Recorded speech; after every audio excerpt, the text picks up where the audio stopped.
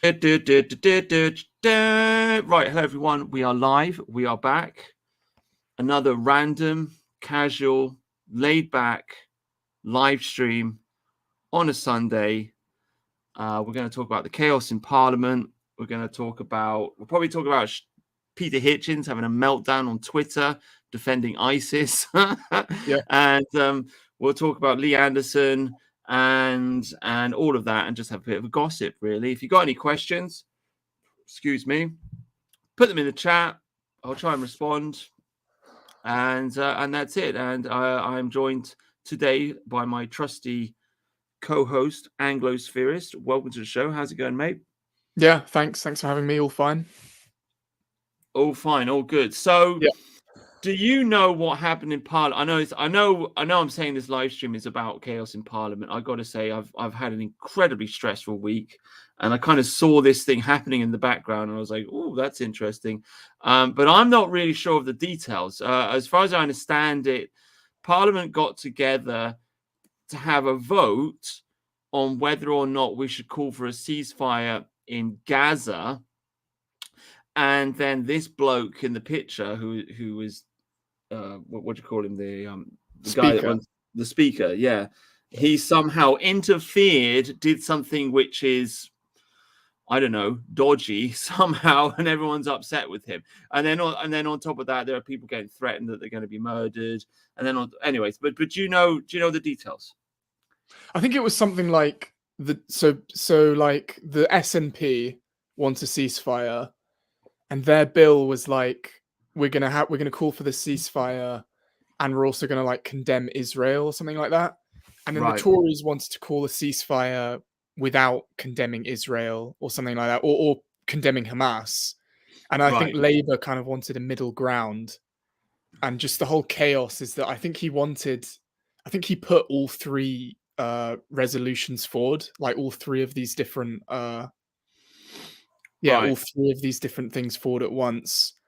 And basically all the Muslims are pro-Palestine, so they've just gone nuts and started threatening MPs based on how they're voting. I think that's it, roughly. Well, the way I heard it, the speaker is a member of the Labour Party, and he essentially didn't want to embarrass the Labour Party ahead of the election, and so he kind of like shuffled up the votes a little bit in order to protect the Labour Party, basically, who Yeah. were kind of like flip flopping back and forth on what the hell they were going to do. But to be honest with you, I don't know what the hell happened. I mean, my take on it, like, is just the broader picture, which is that, like, here we are voting on what's going to happen in the Middle East, and it's like, well, okay, first of all, our vote is not going to do anything, whether we call for a ceasefire or not. Like,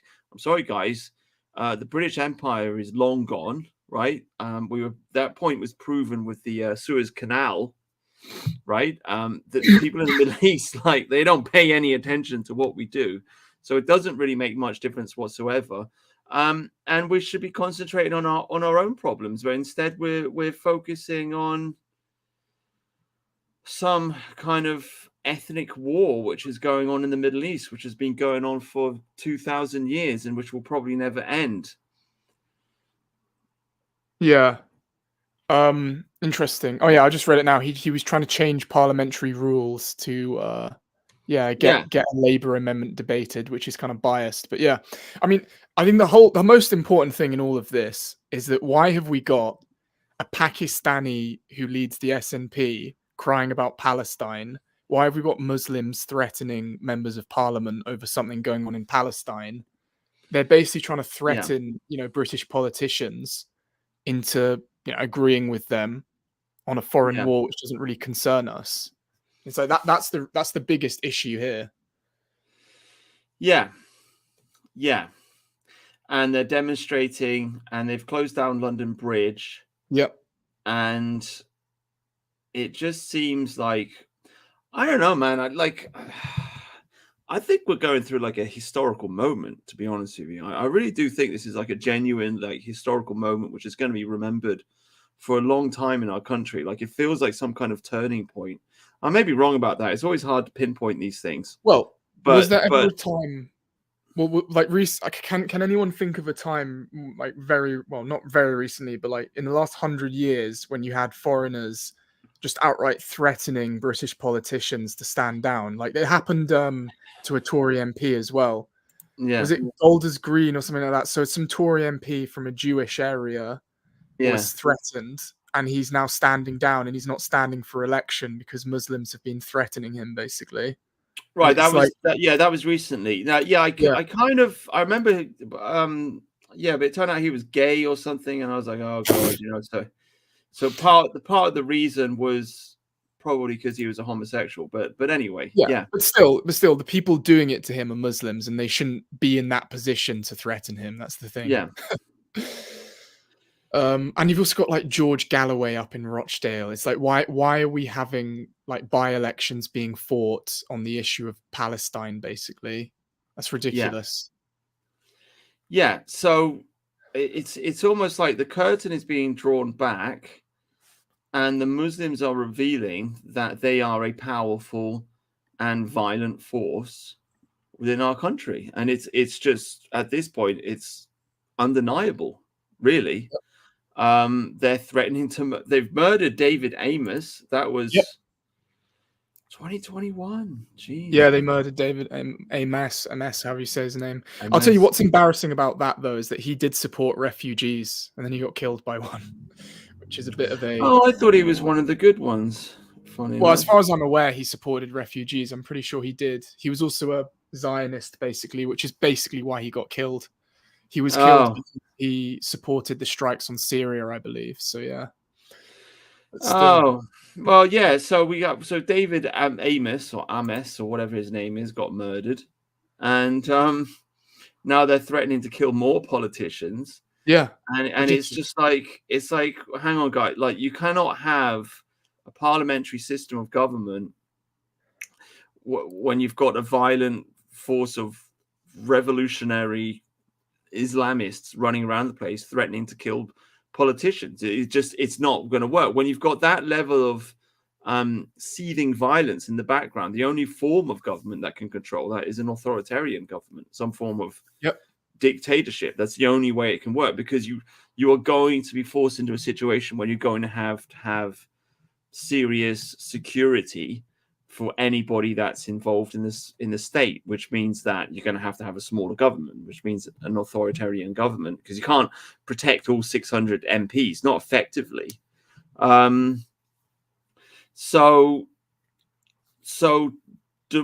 Democrat, yeah, we just haven't really faced it. I mean, the closest thing would be the IRA, I suppose, because Yeah. they blew up. They tried to kill Thatcher, and they got close.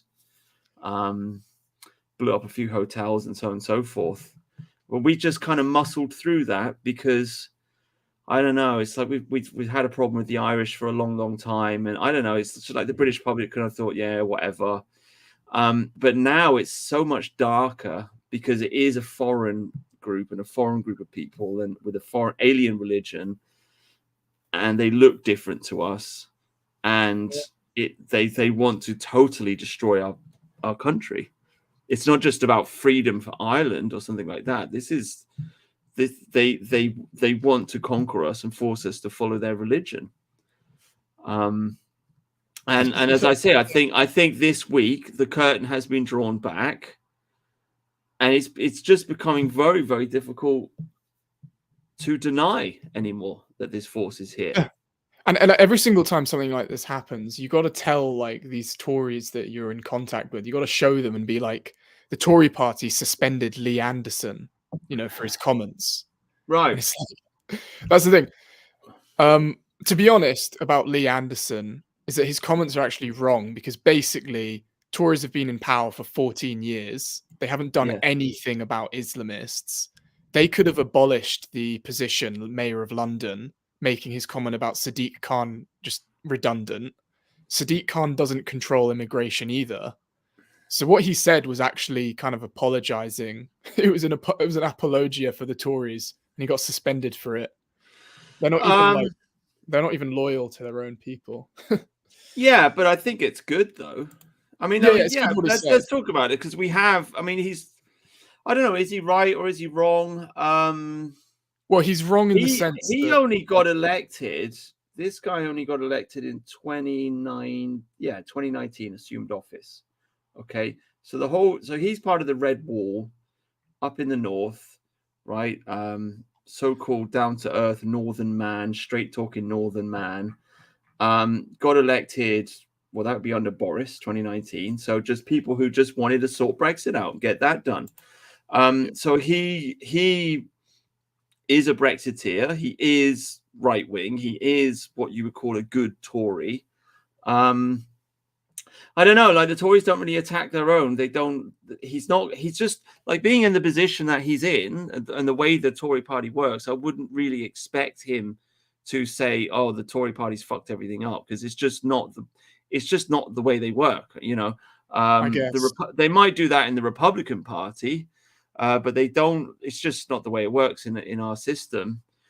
But he pointed. I mean, I think he was like he attacked Sadiq Khan, and then he's got sacked, and the Tory party's just stabbed him in the back, Yep. essentially, and kicked him out.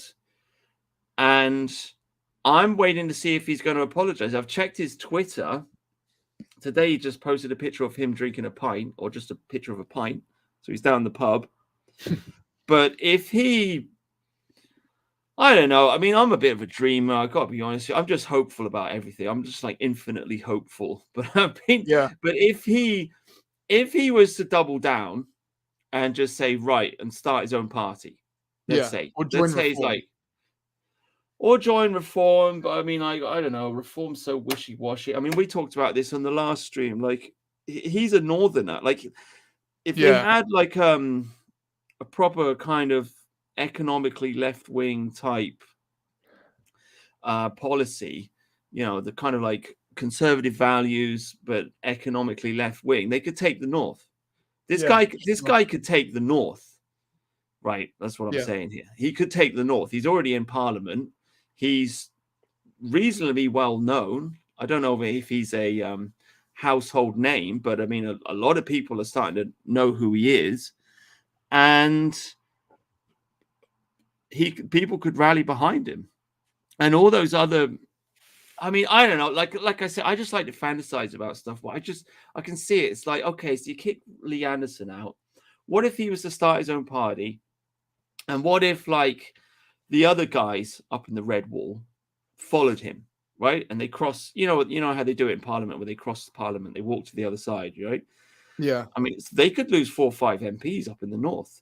There's already that one guy who got kicked out of the popcorn thing because he was calling for another leadership. He wanted to get rid of Rishi Sunak, so they kicked him out. So that guy's pissed off. He's from the North Wall, so I bet he'd follow Lee Anderson. And if they got enough of them, I mean, they could. It just frustrates me because I can see it. Like they could easily just hoover up all of the disgruntled, upset people in this country. They could take, for example, David Curtin. I don't know if you know that guy. Yeah. Yeah. I've heard of The him, black dude. They could get that guy on board. They could get flipping Katie Hopkins. They could get Sargon and some of the boys that work for the Lotus Eaters. I mean, some of them are running for reform, but they could easily follow Lee Anderson instead. And if he got enough of this kind of energy, e-celebs and random people just saying, yeah, fuck the Tory party, because everybody hates the Tories. Everybody hates the Tories at this point. Then he could rally them together, and then he could theoretically get all those popcorn people like Liz Truss, Jacob Rees-Mogg, right, and the old school backbenchers and the Brexiteers, Suella Braverman, these types of people. And imagine them all crossing Parliament and joining Lee Anderson's new party and just saying, "Fuck you, Rishi, you wrecked the Tories." And then the Tories would be destroyed, right? They could force a general election, and we'd have a general election. We'd have a new party, and we'd crush Labour, crush the Tory party, and save the entire country. I mean, I don't know. That's my fantasy. That's what I'm dreaming about right now. But Well, if yeah, that's it going to seems happen, so probably easy. Like, not. You know. I mean, the amount of look, he's already suspended from the Tory party, so you might as well just say, fuck it, I'm just going to say what I want. And the backlash for him is going to be a lot less than the average person because he's got some kind of steam and publicity behind himself that he Yeah. would be able to, do something, like be part of his own party or reform or something like that. Yeah. I don't see why he wouldn't do it because they've just stabbed him in the back for calling Sadiq Khan an Islamist. Who he Yeah. kind of is, to be It's honest. insane. I don't know what they were thinking when they've done it. Like, I guess they're hoping that he will apologize. If he apologizes, it's over. It's dead, Yeah, well, right? he's not. He's a cuck then if he apologizes. Yeah, it's dead. But if he doesn't, it's like, I mean, this guy is an MP who's just pointed out what everybody in the country is thinking, which is that fuck yeah, London's run by Muslims. Yeah, London is a Muslim city. I mean, he's a hero, as far as I'm Yeah, it's concerned. you just got to ask yourself, like, that's the thing. Whenever something like this happens, I'm speaking to a few Tories on Twitter, and I just show them it. I send them a DM, and I'm like, "Look at what the Tories are doing. Do you approve of this?" Yeah, And like, it's it's just funny if they ever try to defend it. It's just crazy how like ridiculous that is. And this stuff needs to be highlighted. Like you need to speak to Tories. You need to show them all of this total bullshit that's going on. The Tories suspend you from their party for calling people Islamists. They don't back their own MPs, like that guy from Golders Green who was forced to step down. He was threatened. That's just yeah, pathetic. They yeah, don't really talk about David Amess anymore. Like they talk about the Labour Party talks about Joe Cox all the time. The yeah. Tories don't even seem to care about David Amess. They No. don't even care about their own people who get murdered. So there's no reason to be loyal to the Tories at all. There's just nothing there. Yeah, it's totally dead. It's totally dead. Even I'm saying it's totally dead at this point. I mean, like, I don't know, man. Like the last 4 years or 5 years or whatever, I've kind of sort of been talking about the Tories, but that's because, in my opinion, for the last 4 or 5 years, it's been the only game in town. Like there wasn't any point in talking about anything else because there was nothing to challenge them. And so I felt it was the right thing to do to support Liz Truss. I think she did represent change within the party. She was, the members of the party voted for her. They didn't vote for Rishi, but then of Yeah, course she got cooed. She got bumped out, and we ended up with Rishi. And then it was like, okay, well at least we had Suella Braverman as Home Secretary, and yeah, she didn't get anything done, but at least she was saying the right things. She at was least. saying the right things, which was changing. It's just like it was creating headlines on the newspapers. She talked about white people being attacked and anti-white racism and this kind of thing. I mean, this is good. This is our message. Then she was pushing. So I said, yeah, let's rally behind her. But then, of course, they've bumped her off. And it's like, geez, like you people just like it's like the Tories just want to self-destruct. They just want I honestly think they just want to lose and let Keir Starmer Maybe. take over. Maybe they've just given up. That's the thing. They've just completely given up. So they're just gonna let Starmer come in and then come back after like 10 years or something. Yeah, Uh, it's just madness. But they have, I don't know, like as I say, I was always frustrated because the last 14 years of politics has been 14 years of backbench rebellion and Eurosceptic rebellion against the Blairites within the Tory party. And we've had, what are we on? Prime Minister number 5, right? And this is unprecedented in the history of our country. It's never happened before. And I just don't think anybody's been, I just frustrates me because I just don't think anybody's been talking about it enough. And I just don't think the right wing in general on Twitter or just on the internet or wherever, I don't think they understand the power that they have and the power that they have to manipulate the Tory party. It's like instead of it's like people just sit there and they're like, oh no, it's all doomed. It's like, no, this is open for hacking. We could have hacked this thing at any time in the last, well, since the Brexit vote. We could have hacked this. We could have, if all the big right-wing e-celebs on Twitter and in the alternative media, if they were all saying, look, we need a leadership, and we need another vote. We need to get rid of this prime minister, and we need a leadership vote, and we need a new leader for the Tory party. If they pushed, if they put pressure on Mogg to do it, if they put pressure on, I don't know, Lee Anderson to do it, or whatever, we could have exerted pressure on the Tories, and we could have won this fight.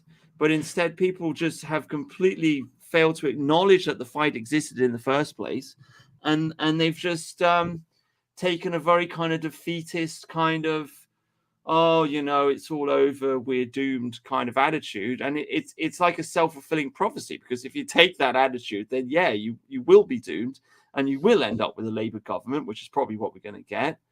And now here we are at the end of things. Total collapse of the Tories. We've got this one guy. He's quite rightly pointing out that London's controlled by Muslims, and it's like, why isn't everybody on Twitter should be screaming for this guy to be prime minister? Yeah, but they just don't do it. It's like some lack of imagination. It's like crabs in a barrel. It's like, oh, fucking, no, it's all shit. And it's personally, I do think a lot of people on Twitter, I just think a lot of it is just chicken stuff. Like, you know, if I ever suggest stuff to people on Twitter that's actually real, you know, like, for example, voting for reform is actually real because it's actually going to happen. You know, you're not going to vote for a Matsock party because it doesn't exist. They just say no, you know, they say no to like Farage, they say no to reform. You know, if I just suggest anything kind of concrete, they say no. Even if you suggest something like, you know, Tommy Robinson and his rallies, they say no. And it's just, I just think a lot of these people, they are just fundamentally black pilled, and they just spend all their day on Twitter, like moaning about it, and they don't really want a solution. That's the thing. Like, there's a lot of stuff you can actually do, even from your bedroom. You know, you can at least share stuff, you can like stuff, you can sign petitions, or you can join a party if you want. You can, I don't know, leaflet. You know, there's a lot of stuff you can do, but they just never do it. You know, they don't go to any events or anything, right? And they just sit there and they there's a funny enough, embarrassingly, I have to admit, I haven't signed it. I was going to, and I forgot, but you've just reminded me. There was a petition, I think you shared it, for a ban on immigration or something like this. And if it gets 100,000 signatures, they're legally supposed to debate it in Parliament. I mean, these are practical things. You could say it doesn't have any force behind it, but we could rally behind that and make a stink. You know? I mean, there was once a petition about rejoining the EU, which got millions of signatures, and that was in the news, on national news, and people were talking about it. And it's like, you know, if you get 1 million people to sign it, if there's 17 million Brexit voters, I think we can get 1 million people to sign a petition. That will put it in the news, and people will start talking about it, you know? Yeah, well, I mean, in reaction to that, like the Doomers now say, well, they control the news, and it's like, well, yeah, they do, but we can still push back. There are still things that can be done, right? And also the point is, part of the point is, like, we don't even really have to get the people on our side. I mean, we do, but when it comes to politics, really, it's only 10% of people in this country that actually are interested at all and pay any attention whatsoever to what's going on in the political parties. I mean, Labour's got like 500,000 members. Tories have got 200,000. So you've got like 2-3 million people in this country that are interested and attentive. Most people just don't give a shit. So even though you only have maybe a small following on Twitter, a small following on YouTube, a small following on the internet in whatever way, you can have an influence, right? You don't need hundreds of thousands of people listening to you to make an influence. You just need some people in positions of power to go, do you know what I mean? And this is what I'm saying about the Lee Anderson thing. It's like, why can't we make this guy prime minister? Yeah, Why well, why can't we have a no confidence vote in Rishi Sunak, like at the 11th hour, make Jacob Rees-Mogg prime minister and bring Lee Anderson back into the party or whatever. This is a doable thing. This is an achievable. If that fucking doomer Peter Hitchens, instead of it's all over, if he was just writing in his Daily Mail column every week, we need to make Jacob Rees-Mogg prime minister or whatever, it could happen. It could be a thing. This is not imaginary. It how could about be a thing. instead of defending Shamima Begum, he can just be defending Lee Anderson. Fuck me. Oh, do you want to tell the story? Oh yeah, well, so Shamima Begum, 15-year-old Bangladeshi girl who went to go join ISIS because she's an Islamist who hates us, and then ISIS loses, and then Britain strips her of citizenship. She cries about it and tries to get her citizenship back, which is denied, obviously. And then Peter Hitchens is on Twitter defending her because we've got to be principled and we've got to let Islamists back into the country because it's a very English, British thing to have principles and let Islamists into your country. Okay, well look, I'll play. I mean, just to express Hitchens in, bring Shemaiah home. Thanks, JB. Thanks, mate. Fucking yeah. We should do a petition, shouldn't we? See how many signatures we get. But okay, just to present Hitchens' argument, right? His argument is if they can do it to her, they can do it to anyone. His argument is that they have stripped her of her citizenship without any due process, there is no statute, there is no law in our books which says that if you've joined a foreign terror group, you should be stripped of your citizenship. So he is correct that this is a very high-handed, authoritarian move to make, and he is correct that it does set a certain precedent, and it could theoretically be used now against anybody, right? So let's say you're a white guy and you go, I don't know, man, like, I don't know, maybe you go and fight for Russia or something. I don't know, right? But whatever, maybe there's some war somewhere and you volunteer. You could end up being stripped of your citizenship. So that's the point that he's making. But I, in response to that, would say that, well, when it does come to that, then let's defend the white guy.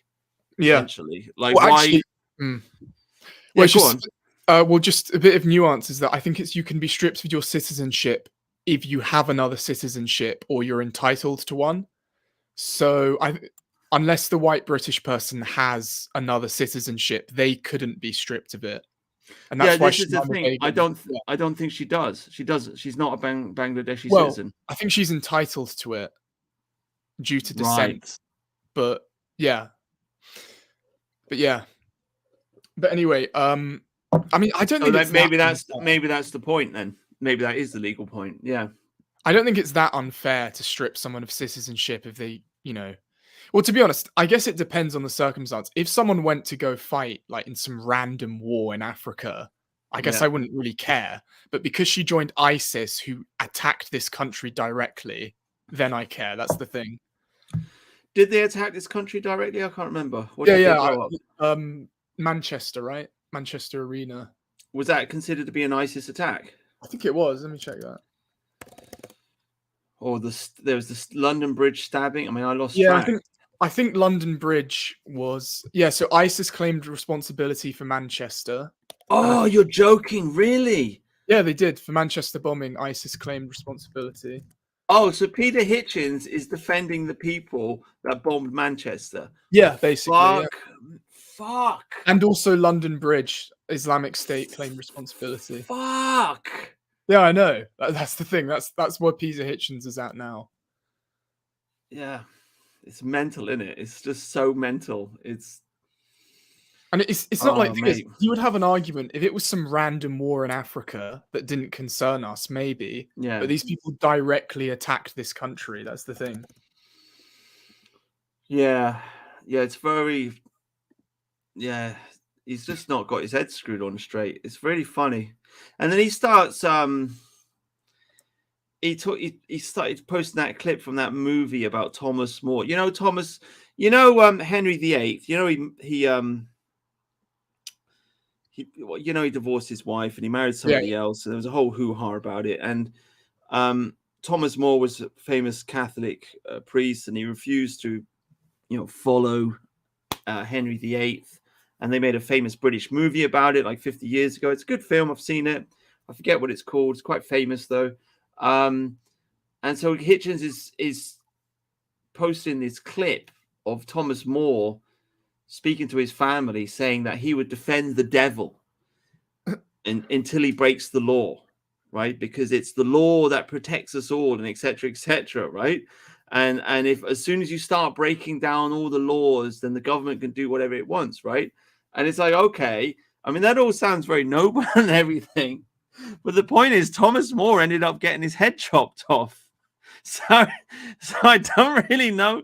It's like, and this is exactly what Hitchens is. Hitchens is like a modern day Thomas More. He's like, we have to stand by our principles and defend the law. And it's like, well, do we? Do we? Because the law is not. The law is never straightforward. The law is always yeah, a gray zone. I mean, I've seen Katie Hopkins give a little.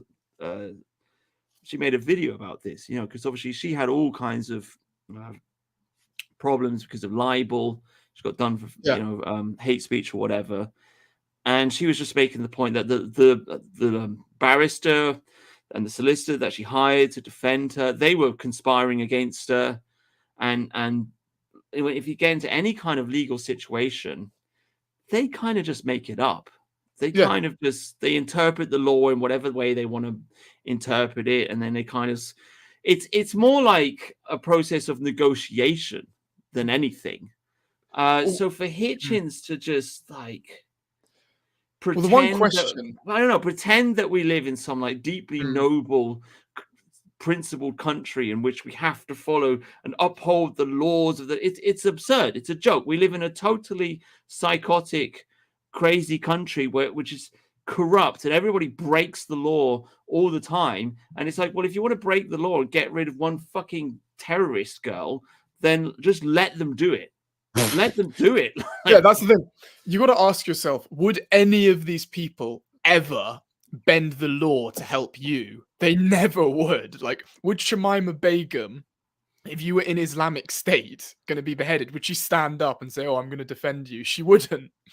Like, no leftist or like anti-white or Islamist is ever going to stand up for you in a million years. So you have absolutely no reason to protect them. Even if, like, look, even if you think what was done to Shamima Begum is wrong or, unprincipled, it doesn't matter because she would behead you in a heartbeat. In a millisecond, she would be happy for you to be killed, basically. if That's you the thing. really believe in the law, like, then you have to believe in natural law. And this goes all the way back to Saint Augustine, who wrote City of God, City of Men. It also goes back to Cicero, but Saint Augustine said, justice is in the heart of man. Justice is in the hearts of man. Like there, it's not about the rules. You should not look at laws as if they are a system of rules. Like, oh, this legal definition means X, Y, and Z, therefore we should do this, that, and the other. No. If you believe in natural law, which Hitchens should do because he says he's a Burkean conservative, then you should believe that justice is in the heart of man, and the law is just a guideline. That's all it is. It's supposed to point you in the right direction, but the words that are written in ink on the page, that is not the be all and end all. You have the right to consider every separate situation in an individual manner and to try to figure out what is the fair thing to do. in that situation. And for some reason, Hitchens thinks, oh, yeah, Manchester. I can't believe it. The group of people that bombed Manchester. Yeah, let's let them into the country for England. For England, I tell you, damn it, we have to follow the laws in this country. It's like, no, Hitchens, we don't. Fuck off. I mean, none of the laws are ever followed, are they? Like, the amount of crime that goes on in this country all the time, yeah? Yeah. Like, the amount of crime that goes on all the time, the amount of laws that are bent, against, nationalists, white people like Hitchens himself, Yeah. Like, the number of rules they use against people like him. Like, you mentioned Katie Hopkins, she had a lot of trouble with that. But that's an example of the law being completely twisted against you. And, I just think at this point, you should just be self-interested and you shouldn't ever try to be principled, especially, especially if your principles are going to mean defending an enemy. If Shamima Begum comes into this country, she's going to probably, I don't know, have children, radicalize them, and just going to contribute generally to, white genocide. So why are you doing this? Why are you letting her back in? Okay, let's talk to the chat. I should talk Yeah. to the chat. Docastic Draco. During World War II, people were stripped of citizenship by a committee and the rules were changed so the Home Secretary could make the decision. I did not know that. I mean, Lord Haha springs to mind, but he was Irish, wasn't he? Yeah, he was American, Irish American. Yeah. Obviously, they threw the black shirts in jail. So I don't know. Maybe Hitchens should be defending Oswald Mosley. I don't know.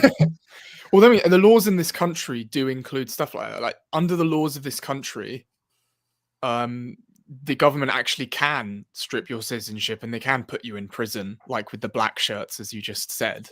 And I'm perfectly happy for them to start putting Islamists in prison and stripping them of citizenship. So, well, here's the thing: Hitchens always complains about the IRA and how Tony Blair gave into the IRA and we've lost that war. Well, they're terrorists, So why doesn't Hitchens forgive them? Anyway, it doesn't make any sense. Yeah, would Hitchens cry like if some Irish guy was stripped of his citizenship, and exiled? Would Hitchens defend him? I don't know. Who is Vince McCahon? Hooing on women's heads. Okay, you Google it, so I don't have to. Because that's not something that I want to look at. Oh, I think I know who this is. Is this that guy, that WWE guy? I think I once saw a video of him, and he basically stands up and shouts like, England, Britain will have a Pakistani prime minister. He says something like that, and it's like constantly posted by people on Twitter. I think that's him. But anyway, yeah, sex trafficking allegations against. It's the professional wrestler guy. Yeah, there's allegations against him. Oh, okay. Totally don't know anything about that. I was never into. Yeah, I don't know. That's a funny thing because when I was a kid, I did have a couple of friends that were really into, World Wrestling Federation or whatever, because it was kind of popular in the 90s. And I always just thought it was the fucking dumbest thing ever. I just remember thinking quite clearly, like, stupid American shit, essentially. And yeah, it's kind of funny, like looking back in my school days, like all of me and my mates, we all had a very low opinion of Americans. We all just thought, yeah, stupid. Ouch.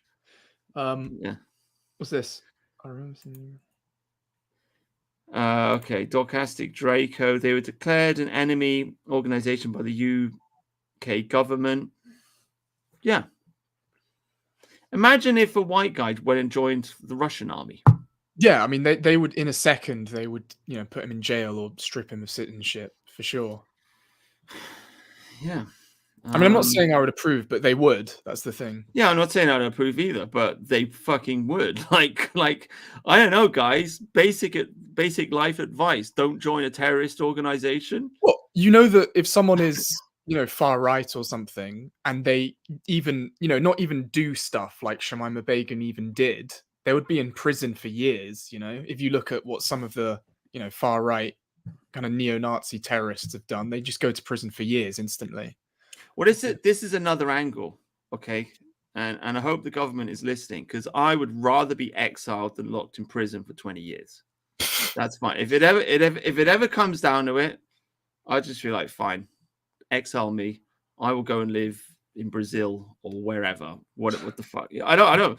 I mean, I don't want it to happen, but rather than be locked in prison, that's just a slow death. That's a horrible thing to happen. Yeah.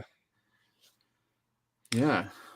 Right. The atrocity is well publicized. Yeah, that's the thing, is that she was 15 at the time, and you're legally responsible for your actions when you're 15 years old. If I was 15 and I murdered somebody, I would go to prison for that.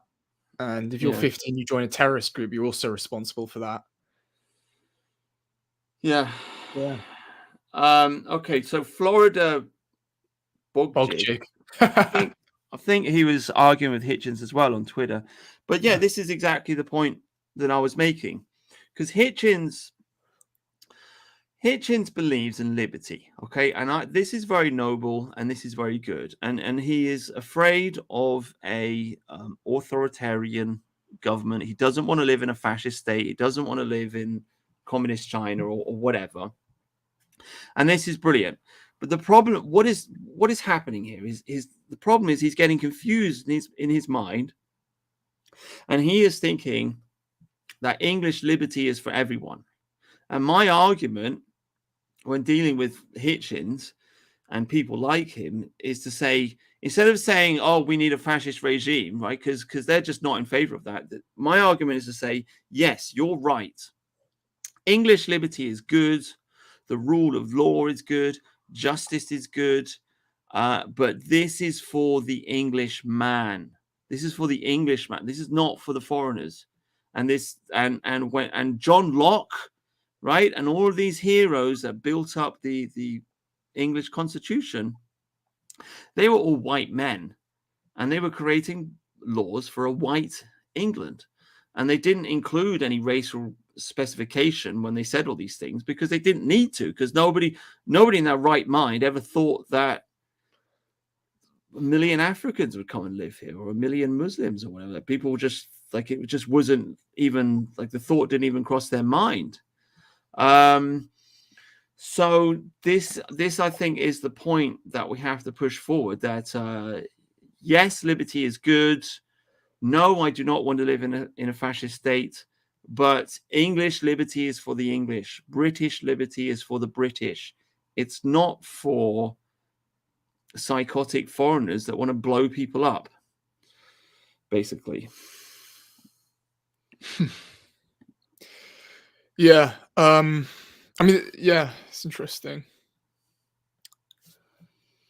I mean, to be honest, at some point, I do kind of say this a lot, right? I do kind of say to people, I say things like, you know, I'm just not, like, my principles are nationalism. Like, my principles is not it's not common law, it's not liberty, it's not whatever. It's not conservatism, it's just nationalism. And it's like, you have your own national racial self-interest. And that's my response to that, because it's like, okay, yeah, we should exile Shamima Begum because it's not in our interest for her to be here. And if some white English guy went to go fight in Africa, we shouldn't exile him because we don't care about that, because it doesn't concern us. That's the thing. Yeah. And that's basically my response. Like, that's how you do it. You just argue what is in your interest. And to Hitchens, I would just say, I just don't care about all of this stuff you're coming up with, philosophy or historical legal precedents. I'm just going to say, do you want this Bangladeshi Islamist in your country? No. That's simple. That's it. Yeah, well, I mean, yeah, you can take that angle, but I think, for example, George Orwell, he said that he who controls the present controls the past. He who controls the past controls the future. So, I mean, history matters, right? This is why the people that rule over us are putting in a lot of time and effort to try and change our history and black everything out. I mean, this is the other story that's been on the news recently. This new AI, I think it's Google AI, isn't it? It's come out, and people are typing in saying, draw a picture of a white man, and it's drawing a picture of a black man, and it's like, which has been eliminated from history here, right? So history is important, and you do have to have the correct interpretation of history to guide yourself towards the future. And I guess there are a lot of people out there that don't really care about history, and okay, that's fair enough. But the kind of people that do end up ruling the country should care about history, and they should know history. And so you have to have the interpretation correct. You have to have the right story. You got to have the right story. Otherwise, somebody else will tell that story in a different way and come to a different conclusion. So I think the whole of Western civilization, in the modern day, politically speaking, is basically founded on John Locke, who wrote, he's known as the father of libertarianism, and obviously that means the father of British democracy, the one of the founding fathers of America in a way, and America spread those ideals all across the world. And John Locke, as far as I understand it, went to America and he wrote a constitution for a state in America. I forget which one it was, but he wasn't against slavery. Essentially, he wasn't against slavery. He was writing for white people. Well, that's an interesting point to bring up, that he wasn't against slavery, because then it's like, you're going to quote the guy who wasn't against slavery and, try to use that as an argument for principles. Yeah, I mean, Hitchens didn't quote him, but he did ask me when I was having this interaction with him. He quite clearly asked me, like, what is your nationalism built on? And he was probably expecting me to say like Mein Kampf or something. And I responded, I said John Locke, and he didn't answer that. But I'm just, the point I'm trying to make is, like, if you approach somebody like Hitchens and you say, well, I read Julius Evola, right, or Spengler or whatever, he'll just ignore you. If you approach him and you say, no, I believe in John Locke. John Locke was right. He just can't sweep that to the side, because British political philosophy is founded on John Locke. You see, so what we have to do is we have to tell John Locke, we have to interpret John Locke from a racial point of view. That's how we win the debate, in my opinion. Just looking at him, where did he go to?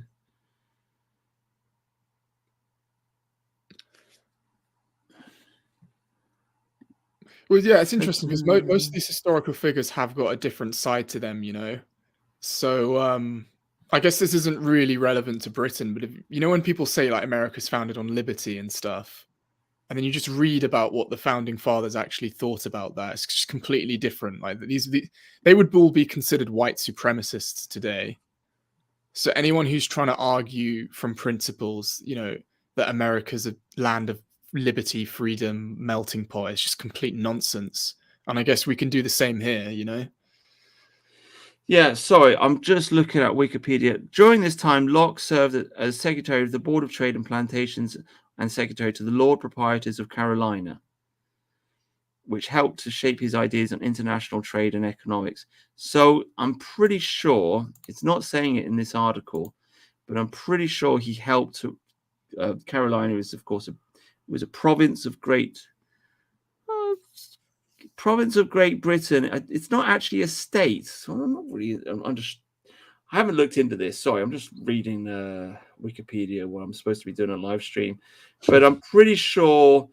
I'll get back to this, but I'm pretty sure he.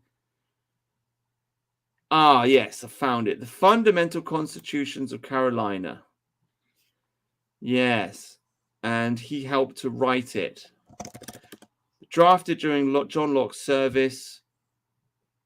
So he helped to write the Constitution to Carolina, essentially.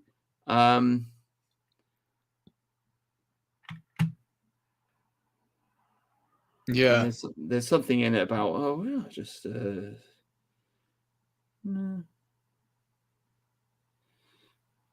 anyway.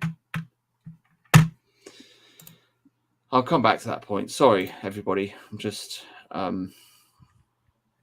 getting distracted. But anyway, that's my argument. That's my argument. Because I keep saying I want to build an English ethno-nationalism. So it's just like kind of like wedge it in there somehow. Wedge the racism into John Locke, basically. I'm sure you'll find something. That's the thing. You'll find something, and you just bring it up to Hitchens, and what's he going to say? That's the thing, because this is John Locke. What's he going to say?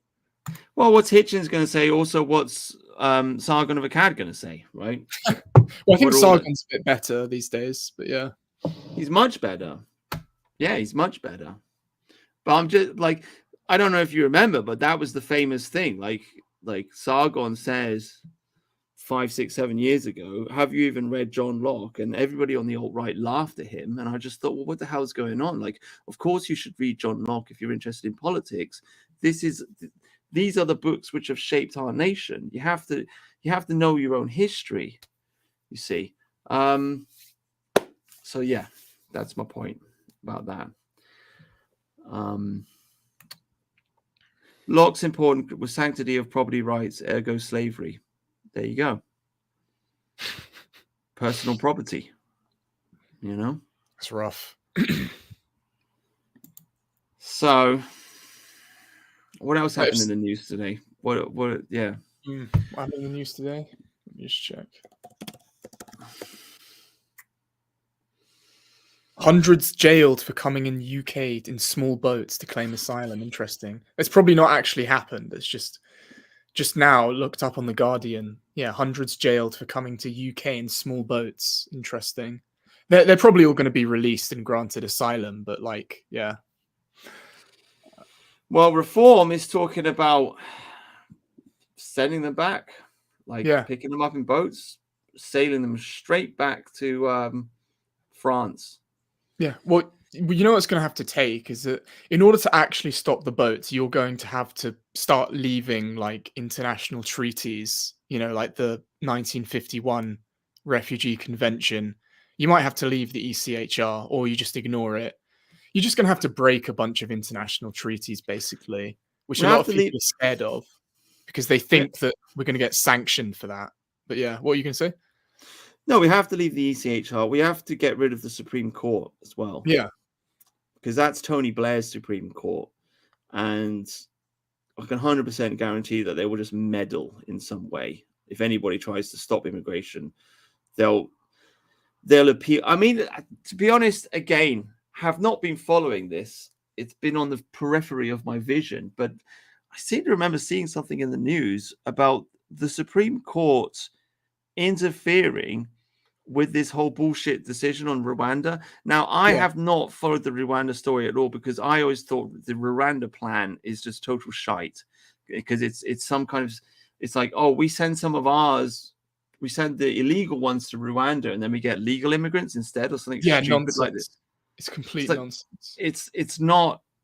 So we're still going to end up with a black person. It's just one will be legal and the other won't be. Like, and we also pay Rwanda. So what happens is we end up with a foreigner and we pay Rwanda money. That's basically the Rwanda scheme. Yeah, might as well take the illegal because at least we don't have to pay them to come here. Exactly, it's ridiculous. So I never really followed it. I always thought that this is just stupid. I'm not interested in like wasting my time thinking about it. But there has been a legal battle in the courts, and the Supreme Court has been interfering in Parliament. And it's like, well, hang on a minute. Like, we don't live in America. In America, this kind of thing happens for whatever reason. I mean, that's the way they want to run their country. Okay. But in our country, the Supreme Court is a new creation. It was created by Tony Blair.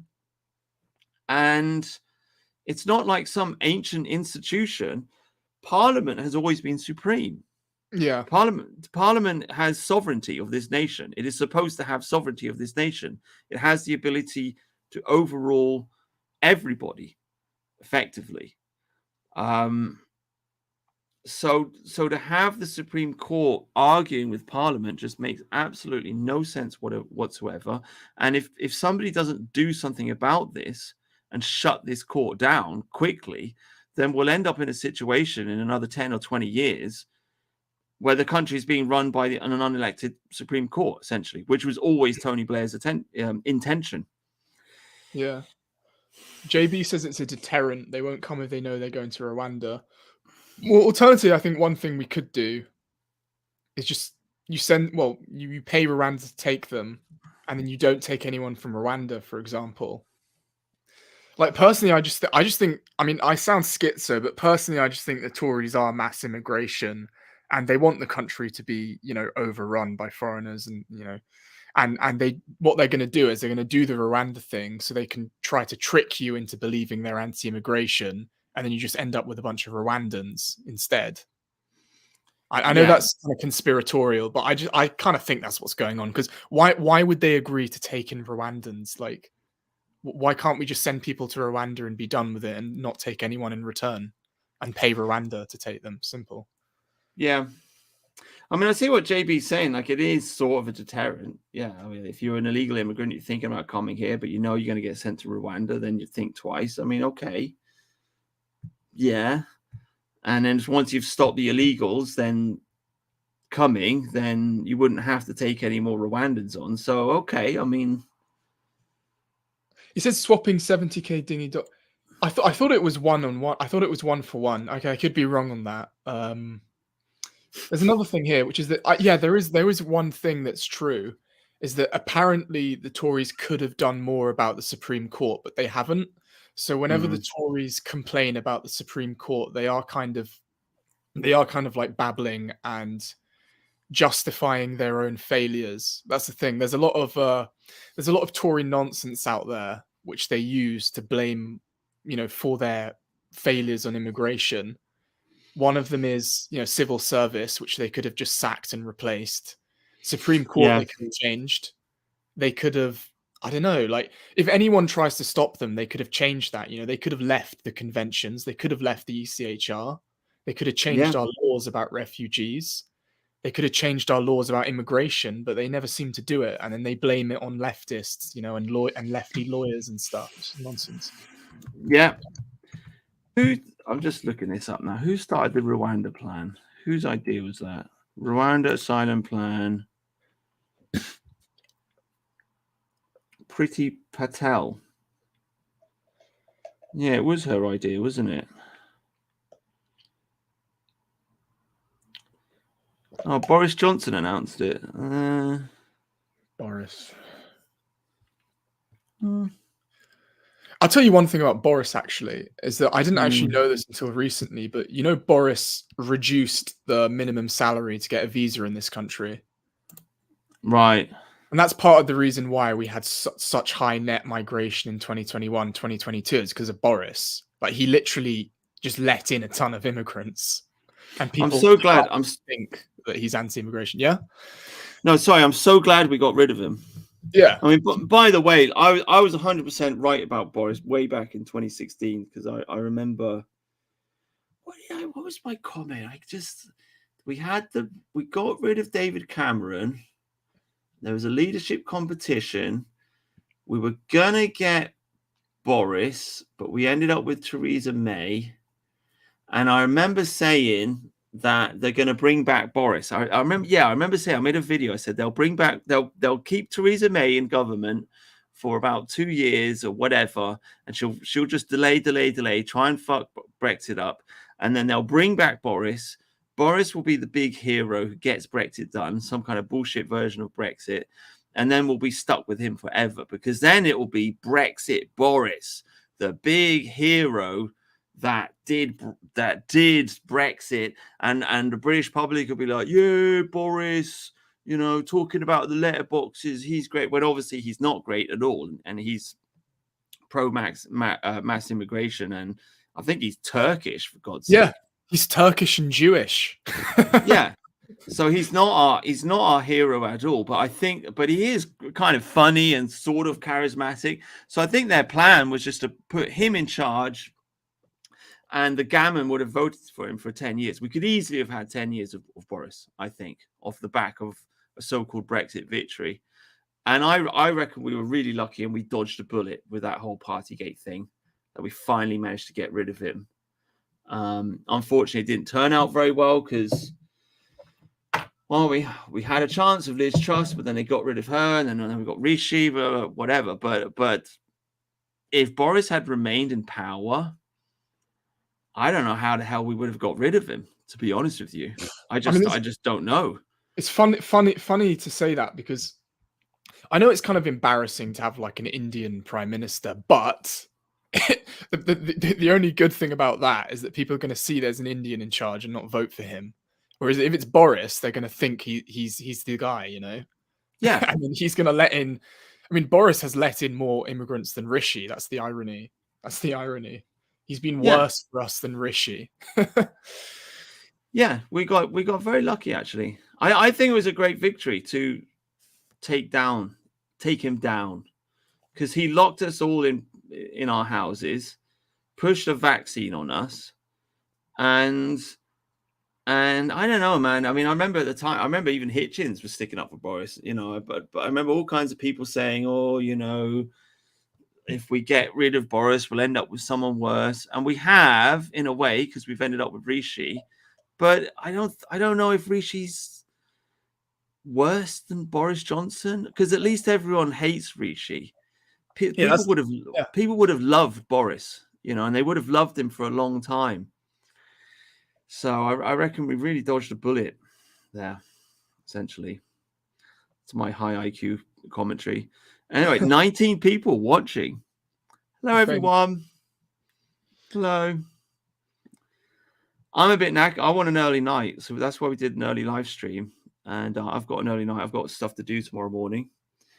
But that was fun. Thanks for coming on, Angus First. Any last pearl of wisdom you'd like to share with us? Nah, not really. I think we've spoken enough, to be honest. Yeah, we've spoken enough. Thanks, everyone in the chat. I did try to talk to the chat. Thanks for educating us on the... Yeah, look, I mean, guys, look, I'll read up on this, okay? I've got to be honest with you. Like, my whole thing is, I like looking at the big picture. I don't really follow the policies so much. But if we do end up doing live streams on a regular basis, then we will figure out the details of the Rwanda asylum thing and what's going on in politics, and we'll talk it through. You know, we'll talk it through. We'll get to the bottom of it. I just hope, you know me, I am eternally optimistic. And I just maybe Lee Anderson could be it. Maybe this is the turning point. Maybe we're going to see 10, 20, 30, 40 Tory MPs just say, fuck you, and they leave the Tory party and they join Lee Anderson's new party, and we just demolish the Tories and we demolish Labour in the next election and we save the country. Maybe if we just wish, maybe if people had a vision instead of just complaining all the time, maybe we could just make it happen. I don't know. But there you go. That's my dream. I'm putting that out there into the internet. Okay. Into the universe. Hashtag Lee Anderson for Prime Minister. All right, guys. All right then. Cheers. Nice one. Yep. See you. All right. Bye. Bye.